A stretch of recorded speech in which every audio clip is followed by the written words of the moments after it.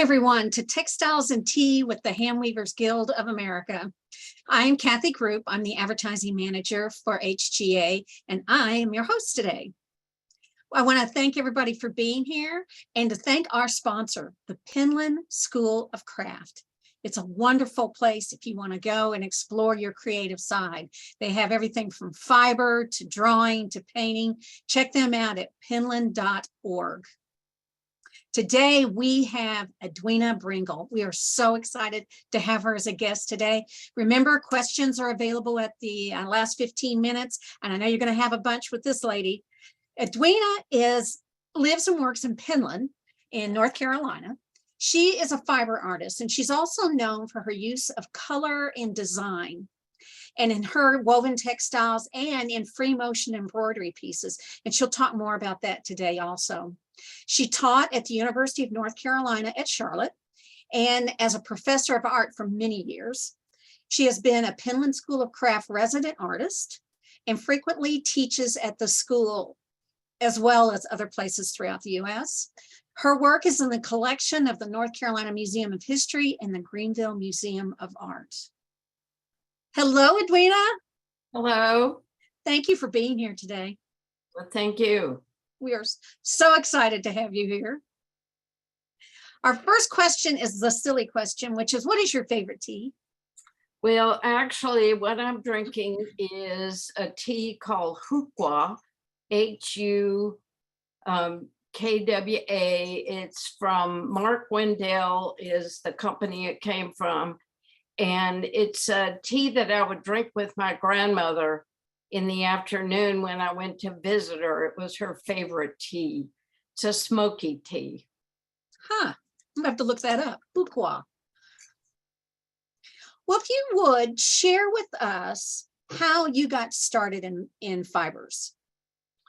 Oh, let's see. How did I get started? Well, actually, I'll try to make this short. My mother flew me from Memphis to Buffalo, New York to help my sister Cynthia drive home after her first year working on her master's at Alfred University in Alfred, New York. She thought we would come straight home. It took us 3 weeks. And Cynthia, I said, where are we going? And she said, Penland. And I said, Mother thought you were coming home, and she offered to put me on the bus. Bill Brown, it was his first summer as director, and Cynthia went to help Bill for 2 weeks. I didn't have anything to do. There are a lot of stories connected with how we began to help during that time there. But the second week, Bill said, go to the weaving room and let Helen help you. And the woman's name was Helen Henderson, who'd been a lawyer. And so that was my first foray into weaving and getting on the loom and stringing up a warp and getting underneath and changing their treadles. It was a Leclerc counterbalance loom. And I thought, oh, this is nice. And, then after 2 weeks, we went back to Memphis and went on a trip that summer. And then in subsequent years, I would leave my job or take time off from the job and go to Penland and take classes. I was a radiologic technologist, an X-ray tech. Mm-hmm. And then I go to Penland and take classes and go back to Memphis. And, I can't remember the year when I just sort of said, well, let's see what's going to happen. And and people have often said to me, how did you know you were going to be a weaver? And I said, I didn't. I just never quit. Well, I have to admit that I read several versions too of this. So had you ever woven anything before you went to Penland? No, my sister had woven because she had been to the what at that time was the Memphis Academy of Art, and she did weaving there, but I had never woven. Well, I'd woven potholders. And in retrospect, in weaving potholders when I was younger, I can remember thinking about how can I do a double potholder so it won't burn my mother's hands. And so that was really the only weaving, done was the potholder weaving. Yeah. I And can we'd had art classes, but truthfully in 7th grade, the teacher got up in the front of the room and she held up 2 paintings and she said, everybody needs to paint like this. One was my sister's and one was a friend. I can still tell you who that friend was. So I figured I couldn't do anything. Oh, And, and there again, it taught you a lot about teaching and the way you handle people. I bet. Well, I can already see the thinker and the problem solver in you, that you don't just do things, you got to figure it out. And again, it goes back to the science thing, is that I don't know how many people I have interviewed that are fiber people and they are also scientists. And you're a scientist, right? Well, I think so, in the sense of the way I delve into things. Photography is that's kind of my second area of really strong interest that way. And when I had a friend look at my photographs recently to give me some comments, I'm always looking for, who, what, when, where. And I brought up to her that it was my background in X-ray and had to look at things and see if the doctor liked them or not. And it was the darks and brights and lights and shadows. Well, the same thing goes for textiles, I think, even though it's color instead of black and white, it's still the different values that are there. I also think that it's the problem solving. True. Don't you? I think so. I mean, already you're talking about trying to make the better pot holder, and you just figure things out when you have that approach toward problem solving, right? I think so. Yeah. Well, you're known for your use of color, and your loom is gorgeous in the background, by the way. Thank you. And one thing I noticed about their colors is that you don't keep them like stripes, like separated usually. You really blend and combine the colors rather than just have them side by side. So I was curious, has your color usage changed as you've worked? Do you think you do color differently than you did, when you first started, or even 10, 12 years ago? I think it continues to change. Other than that, I'd be bored if it doesn't change. What you're looking at now is actually the warp that you see in the background. And this is when I cut off one of the blankets so that I could get it finished. And then I tied up to do another piece, which I left on the loom. So I didn't try to weave it on off because I wanted that in the background when we had our talk. Well, thank you. We appreciate that. What is this made out of? Do you remember? It's primarily wool, and there's some synthetic fibers in there, but okay. I love working with wool. Just as the other brightly colored blanket is, it's also a wool piece. Okay. Well, that was my next question, is what is your favorite yarn to weave with? Because you also do a variety of yarns. I do a variety of yarns, and years ago I did a lot of wool scarves, but the world changed, and it's definitely warmer here in the mountains, and as it is in a lot of places, and people don't want wool. So, I'm working with, silks and rayons and chenille.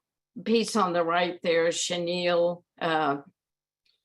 The piece that's up now on the screen, the left one, is during COVID, I did a series of tapestries. I think I did 6 of them, maybe 7, 6 or 7 tapestries. And I dyed all the yarn for those. If I didn't have the yarn I wanted in the color I was thinking about, then I just went back to the dye pot downstairs and dyed some more yarn. Someday I'll use it, or somebody will do something with it. Well, when you talk about times have changed, I also was wondering, in the course of your weaving history, how has yarn changed? Because at one time there wasn't a lot of variety, right, for weaving, and now there's all kinds of things to weave with. Has that changed for you at all, or? I'm known to go to a yarn shop, a knitting shop, and pick up yarn to throw in with the weaving. In truth, I don't need to buy another piece of yarn, but that doesn't mean I'm not going to do it. And I know the yarns have changed, but I haven't looked as seriously in the last couple of years for yarn because I've got plenty. But during the pandemic, here I am on the internet, which there again, I usually need help with, and I found yarns for sale and I ordered it. And afterwards I thought, okay, you got all this yarn in your studio, but use what you just bought. And I used it.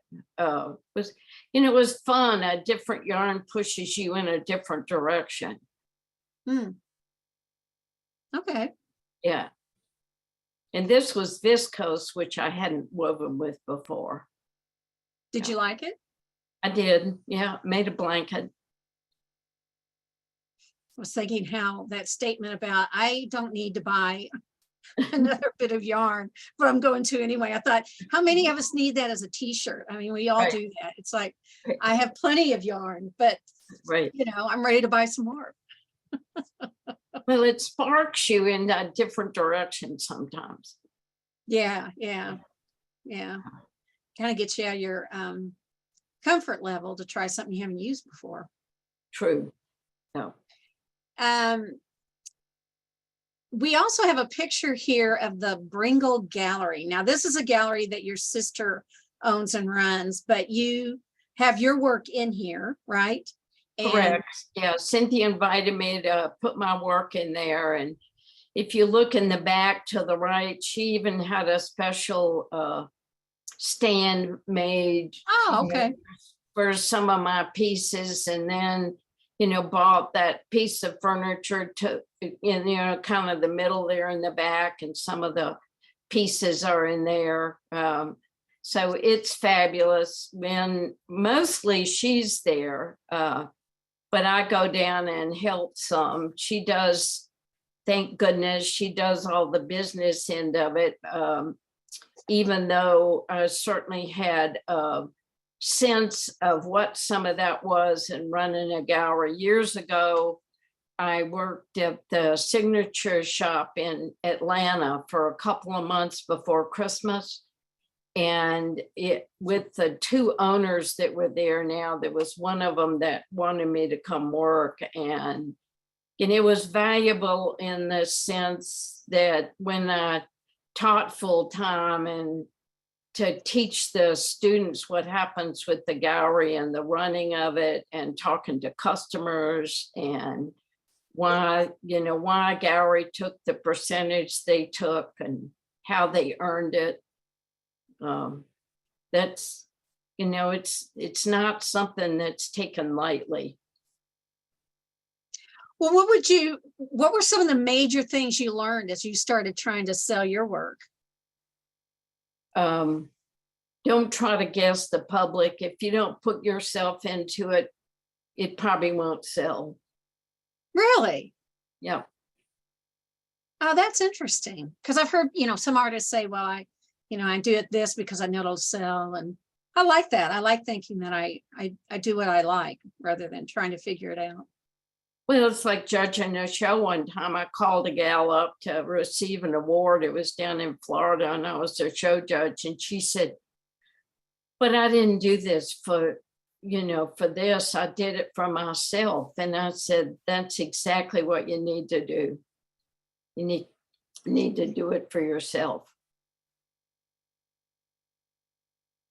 Well, you talked earlier about photography, and I want to talk some more about this.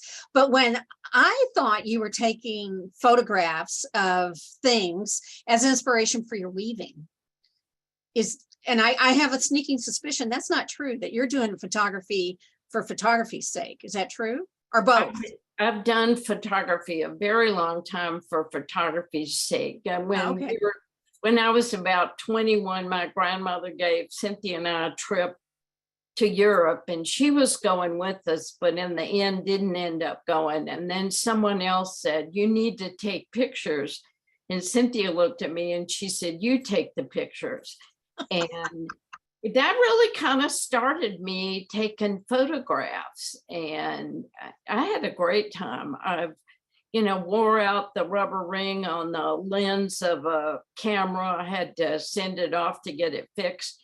I took so many slides, and in truth, I've never taken a slide and went, that's going to be a weaving. What I've done afterwards is all of a sudden realized, oh, okay, I can match that up when I give a talk, and I'll go back and I can find a slide that relates to what I've done. I know a lot of people use a slide or photographs as direct imaging, and I think that's fine. Everybody needs to find their way to work. Yeah. Well, and it seems like we're going to go full circle here. So do you think your interest in photography, did that come before you decided to do x-rays? No, I don't think so. No. Okay. But what an interesting combination, though, that again, it's light and dark and negative, positive space. And yeah, one early class I took in photography, I came out of the darkroom when I was learning to print, and the teacher looked at me and he said, you didn't tell me what you should have told me. And I said, one never assumes, I didn't know he would like the way it printed, or for me, the image that I saw in the viewfinder was what I wanted. I didn't want to crop it. This last photography class I took was using the 4x5 camera.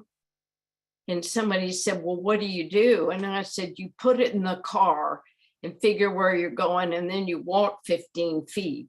I mean, it's heavy. Okay, now I'm ignorant of photography. What's a 4x5 camera?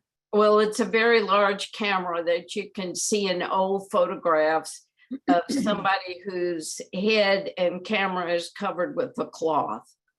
Oh, really? Yeah, and so it's a large camera, and that's why you use it on a tripod.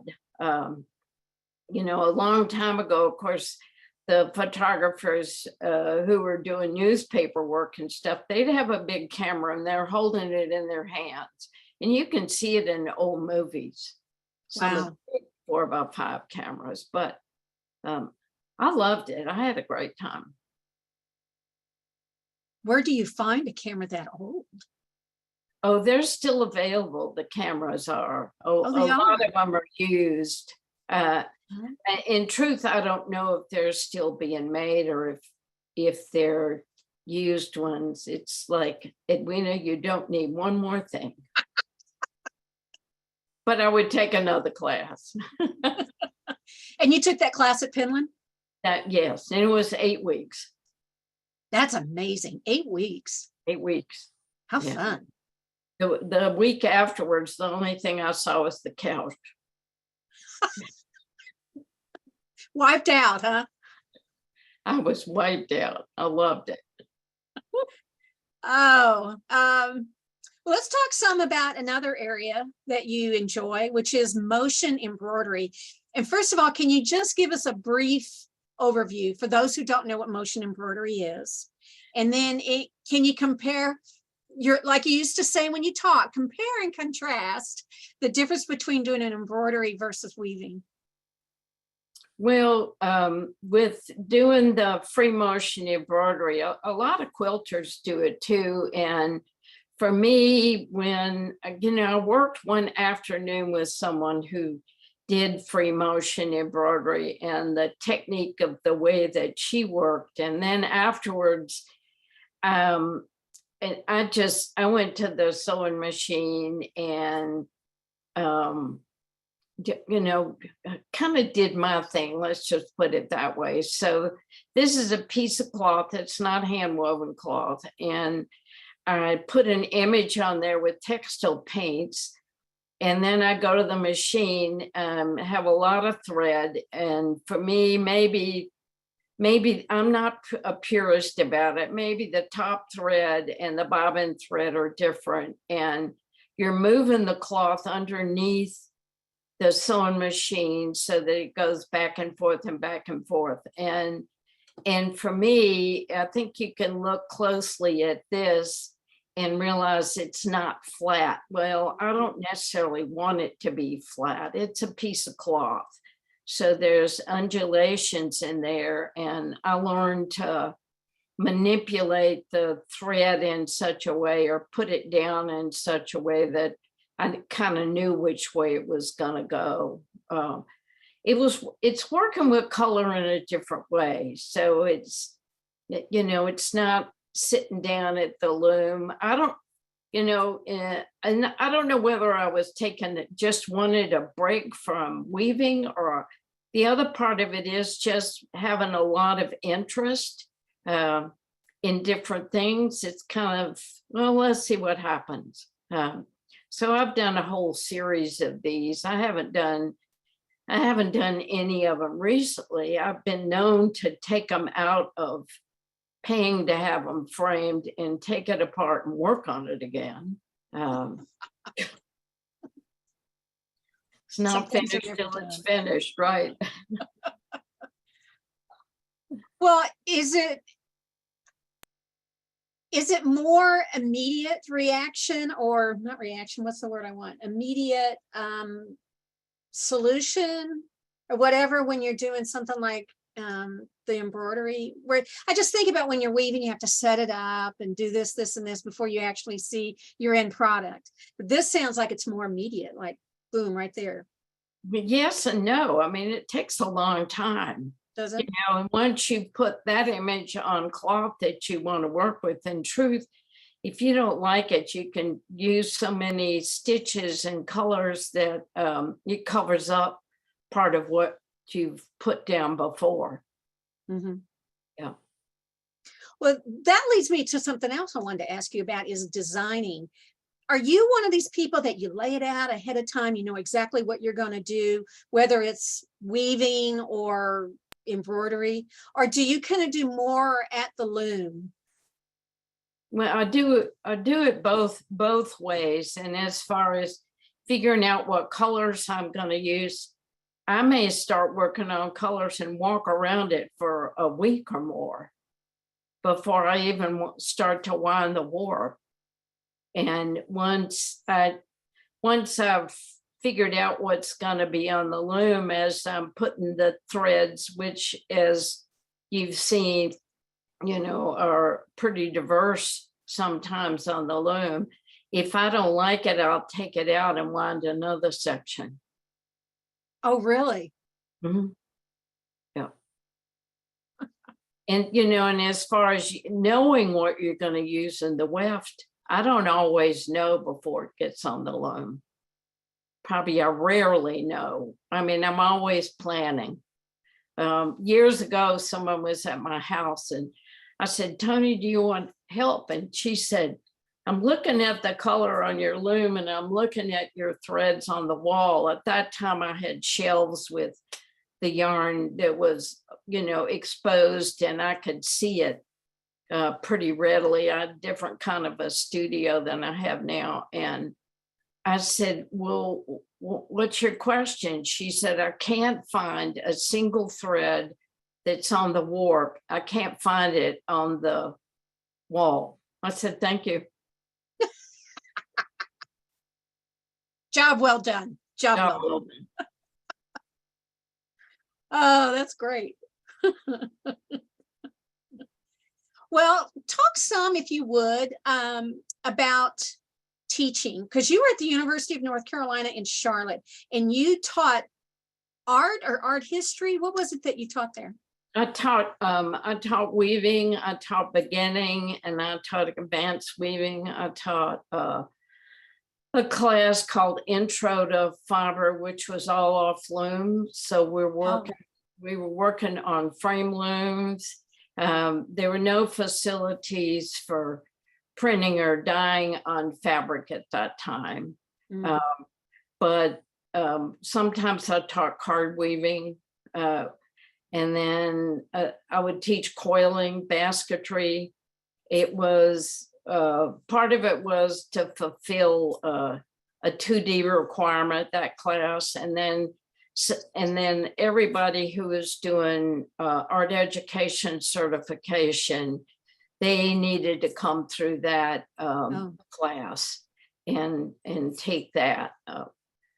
I mean, I would have somebody that said, I would do 3 projects with them, and then we'd have an end project in that intro class. And they didn't all have to do the same thing.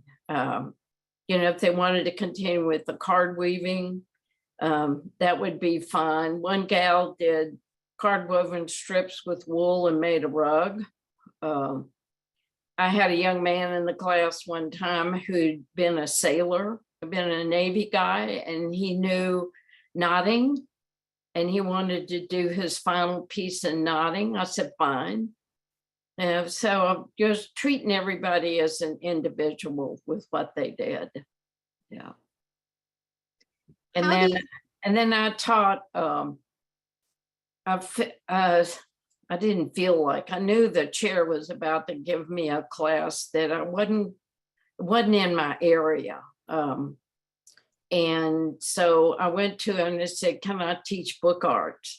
So I taught book art, handmade books. Oh, okay. And I had a great time with that class, because what we were doing was, after some initial work in how to make a book, it was all about concept. Mm. Mm. So how do you think, being a professor at a university and teaching for those years, do you think that impacted on your work afterwards? Did you find you changed how you did your work? Well, when you're there, I mean, you think of a history or psychology professor, and they write papers and present them, and they go to conferences. For the arts, it's entering shows, being in shows. So it was keeping, it was doing my work the whole time. So I'd have something to enter in an exhibition or a show. And that, so none of that stopped. And actually, I was hired to teach down there, truthfully, because of the way Penland classes ran. Okay. I would get a student at Penland. They were 3 weeks long in Bill Brown's time. Now summer classes are different time limits, and 2 weeks in the summer is the longest one. But you get a class. Back then, I may have 16 or 18 people in a class at Penland, and they all walk in the first day, and you don't know what anybody knows. And so you basically get them from the get-go, and have to get them working. And that's why I was hired to teach at UNC Charlotte. Back then, the degree was a Bachelor of Creative Arts degree, which the university, truthfully, is like, what is this? And eventually they went to a BCA degree. But I love teaching that way. Even now, if I get a class of 12 at Penland or Airmont or John C. Campbell, where I've taught before, after the first project, nobody's ever in the same place. And I just treat them like individuals. Do you want to do a rag rug? Do you want to do tapestry? Do you want to do overshot? And I had all of that in the short class I just taught at Penland. Wow. Yeah. That's a lot. That's like herding cats. Everybody love doing it. their own thing. Well, I enjoy it. Oh, that's nice. Be able to do your whatever you want. Yeah. Do you ever get people who just can't make a decision? That would be me. Oh, that's all right. I'll help you. Okay. Yeah, one of my students said years ago when she was in a short class, it was a full 1 week class with me. At the end, she said to me, she said, "You are sneaky." And I said, "Well, what are you talking about?" And she said, "If you had told me everything I was going to do in the beginning, I wouldn't have done it." And I said, "Well, that's why I didn't tell you." Surprise. Surprise. And, I knew she could get it done. Yeah, yeah. Yeah. So, I just and you asked me if I was still teaching. I've taught some private lessons, which I love. And one of the gals said to me last year, and who came and worked with me in my studio, she said, "I thought it was dumb." I said, "You're not dumb." I said, "There are different ways that things are presented." And I said, "You just needed it being presented in a different way." Yeah. boy, isn't that true? That is Yeah. so true. True, true. But I wouldn't be a weaver if it wasn't for Penland. I learned to weave at Penland. How serendipity that you were there with your sister. Well, but no, I kept going back, Right. But that's what started it, right? Well, that's what started it. But from that start, I mean, Lord, I didn't know. I just kept going. I think I'm still doing that. Well, it sounds like one way the fiber arts continued at Penland was because of the support and drive from you, that you kept it going. Some schools don't, they've dropped weaving. Like, I doubt they teach it at the University of North Carolina, right? No, they just dropped it. And the thing at Penland was, early on, one of the ways it did keep going is Bill Brown, the second director, had people in different areas hire the faculty for the summer.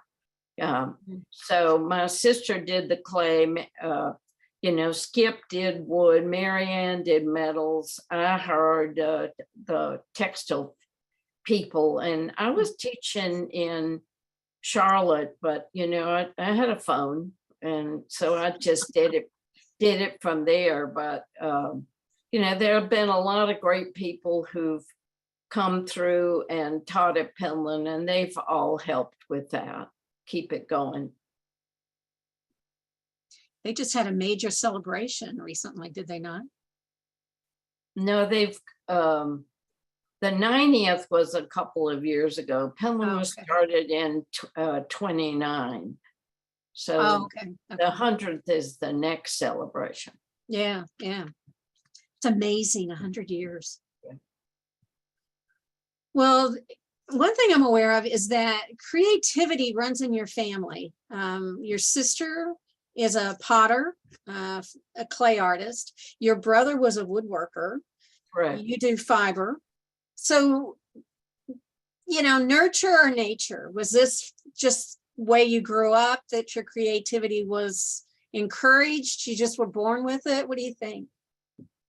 Well, I think it was, it was encouraged in the fact that the only thing Mother said to me one time was, your father thought one of you was sensible. And that's because Cynthia had started out as a painter and become a clay artist, and has made her living at it for 50 years. And I was a technician and worked at the hospital, and then I got interested in weaving. And but the thing is, they didn't say no.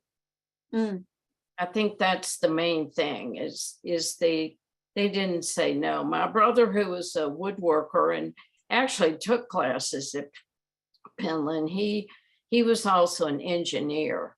And, you know, and another brother had a really technical mind. He would fix the equipment that AT&T would take to the field to fix your equipment.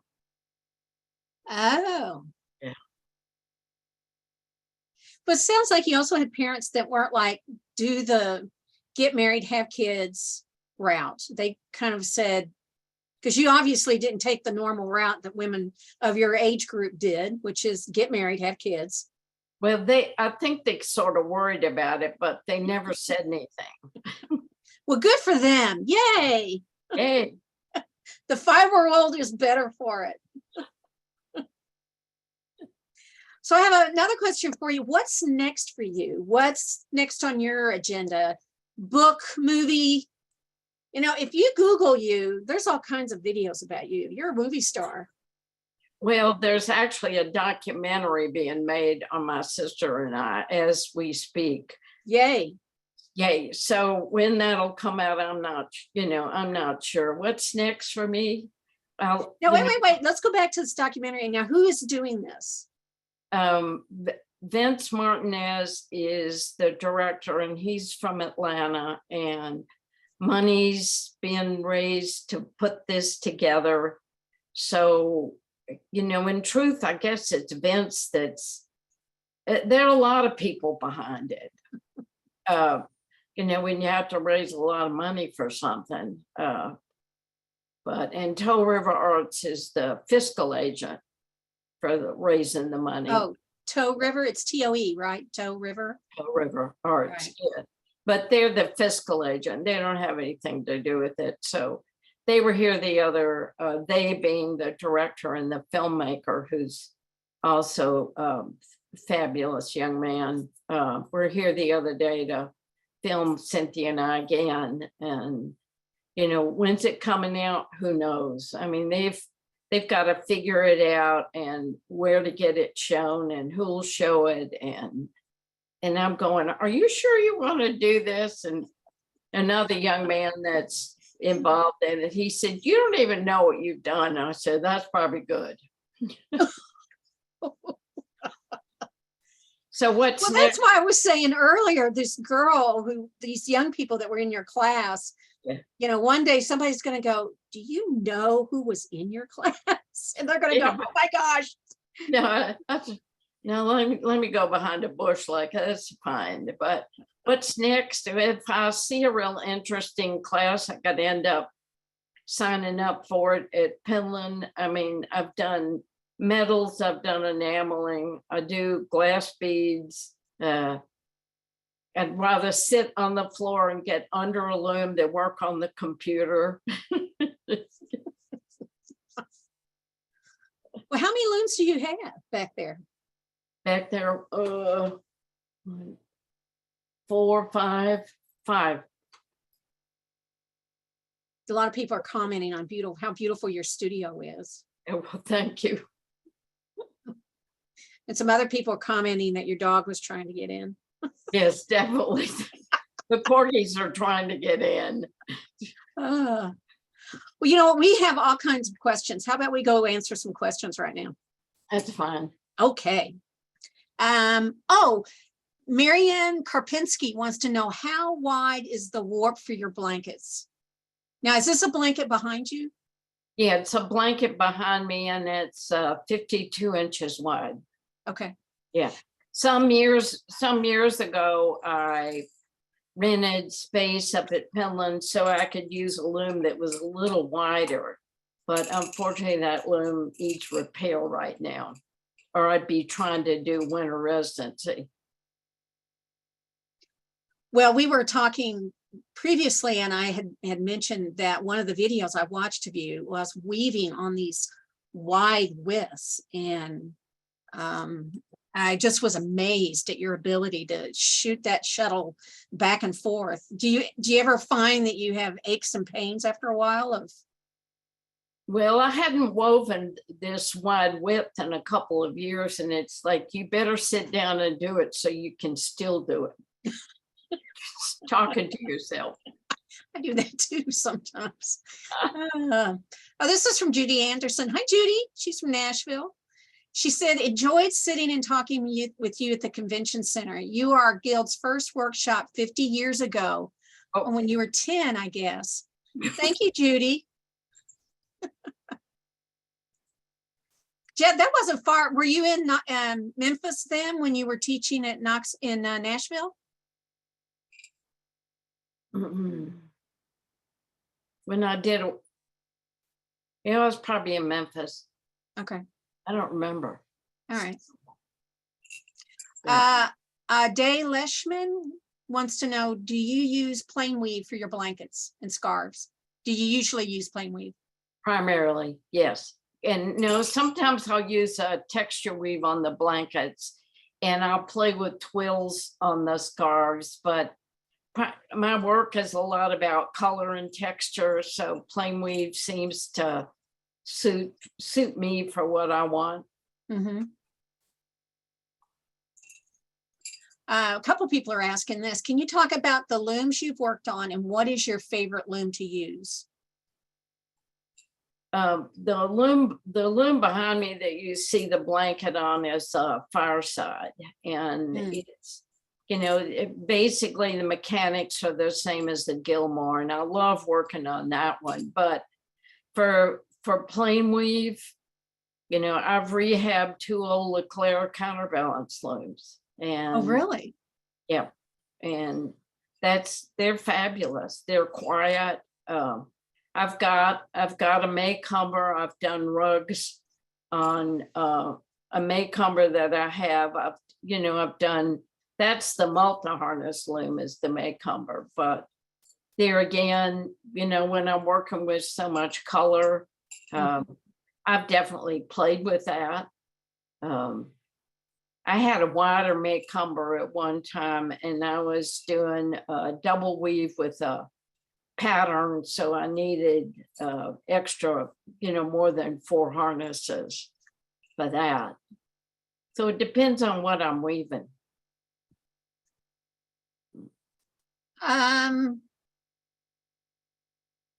Betsy Blosser wants to know. She wants to know what's next for you. She said you forgot to pursue what's next for you, but I think you talked about that. You're doing the video, right? And you're going to take classes. I'm doing the video, and for what's next for me, I haven't truthfully woven the wool blankets, a whole lot of them in a while. I'll probably, after this warp comes off, I'll start planning another one. In the meantime, I'm getting a scarf warp off the loom. I had wound the warp as part of what needed to be photographed for the documentary, and then it's just sitting in a bag, and it's like, okay, go ahead and weave it. So I've got about 20 more inches. I'll get it off. Are you having to do a lot of different weaving for that documentary? No, they only wanted one day when they came, they were doing processes. So I strung up 3 different looms with different processes. How they'll use it, one never knows. I certainly don't. Oh, this is from Marjorie Wheeler. I so enjoyed visiting Guatemala with you, Edwina. You are such an inspiration with color. Yeah. Tell us about Guatemala. When did you go down there? I went on a trip that was sponsored by Mayan Hands, which works with the women there in Guatemala. And it was fabulous going around to the different areas and seeing what the people did. The first thing we went to, all the women were on one side of the room. Some of them had kids with them, and it was a really small little hut with a dirt floor. And then we were all sitting on a bench together, and they started introducing themselves, and they gave their age. And so I looked at the person next to me. I said, I guess they want us to give our age. But the colors and what they were doing and the different ways they were working was fabulous. And, Mayan Hands was doing things with them like, if you're working with baskets, they got an eye doctor in there to examine them and, get them glasses if they need it. It's a great organization. When were you down there? Do you remember? It's about 7 years ago, I think. And Deborah Chandler did our tour. She doesn't do the tours anymore, but she did that one. Yeah. Karen LeBlanc wants to know, have you ever woven overshot blankets or coverlets? Well, I love doing overshot, but I've never woven a coverlet. And I've used overshot as part of a blanket or part of pillows that I'm doing. Love teaching overshot. Oh, okay. Allison Room wants to know, is there a fiber art you haven't tried but would like to? I think I've got my hand in enough. No more, no But who knows? Well, we were talking about this earlier. I was speaking with Mary Zickafus earlier today about something, and it was so ironic because Mary was the first Textiles and Tea interview we did, and she was saying, she goes, well, I was in a class with Edwina. She was so wonderful. I can't wait to see her this afternoon in the interview, on and on. And then it finally dawned on me that I thought you were teaching Rebecca. And she came back and I was like, no, Edwina was taking my class. I took Mary's class. I mean, Mary, not Rebecca, Mary's class. Yeah. That's so funny that you're always looking to learn more and do more. I mean, you could really just sit back and go, done it all, been there, don't have to do anything else. But you don't, you go and find more and new. Wait, Lord, keep the head going. The rest will follow, right? Hopefully the rest will follow. And as I said to you earlier, I did ECOT a long time ago. And, this has kind of gotten me into, when you stop to do it again, it gets you into a different kind of space because you're in a different space now. And, with some tapestries I've done recently, it's like, it won't be directed ECOT like, is done in some places where they know exactly where it's going to land. For me, we'll just wait and see. Yeah. Well, one thing Mary told me is that during COVID, you stayed busy by doing a few scarves. Would you talk about that? I think, well, I stayed busy playing with color and having work at my sister's in her gallery there. It's playing with colors, doing chenille scarves. I think I did 50 of them during COVID, then plus started on doing the tapestries. Fed the dogs, kept going, had a good friend that would call and go, do not go anywhere. What do you need at the grocery? And which was fabulous. And he worked at the hospital doing slides. So he knew everything that, things that were going on and how bad it was. And then I get a phone call, what's your birthday? Well, he's picking up a prescription. But so, I probably didn't leave the house for 4 months. I mean, just to go out and walk and stuff. Yeah. Didn't see anybody. When Penland started that next summer with classes, they were very direct about things. And I'd have friends taking a class up at school, and they'd go, can you come up? And I said, no, following the directives of Penland, I'm not coming. Uh-oh, I think I missed something here. Wendy Reed says, you didn't talk about spinning. I hear you are one of the best spinners. No. See a wheel behind you, a spinning wheel. I do spin and I love to spin, but I don't I'm not that great at it. To me, it's pleasure. Yeah. And I've taught people this spin, but if they want the more information on it, then you need to go beyond me. But there is a spinning wheel behind me. And it gets used. Good. If I'm doing on a Zoom talk on, when you're there, I may be sitting here listening to a Zoom talk and spinning. Now I'm trying to behave and sit here. You're doing very well. Very well.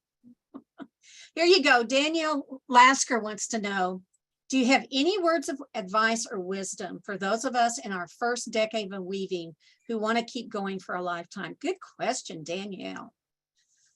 Words of wisdom? It's kind of like taking, I'm remembering what the teacher of a Navajo class said to me on a tapestry loom, weaving on a tapestry loom in the Navajo way years ago, is that the Navajos always got a warp on the loom within like 3 days. And as far as somebody starting out to weave, start making plans for that next piece before you finish the one that you're working on, and get that warp on the loom.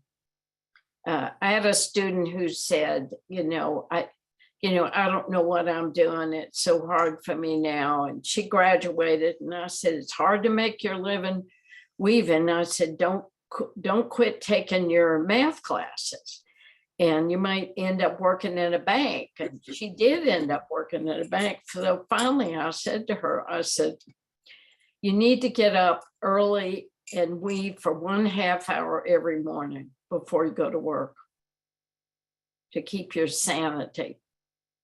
Yeah. That's a great idea. Yeah. I always love when I meet people that say, I weave every day, and like you said, even if they just sit down for a few minutes, they Right. weave every day, that consistency. That's great.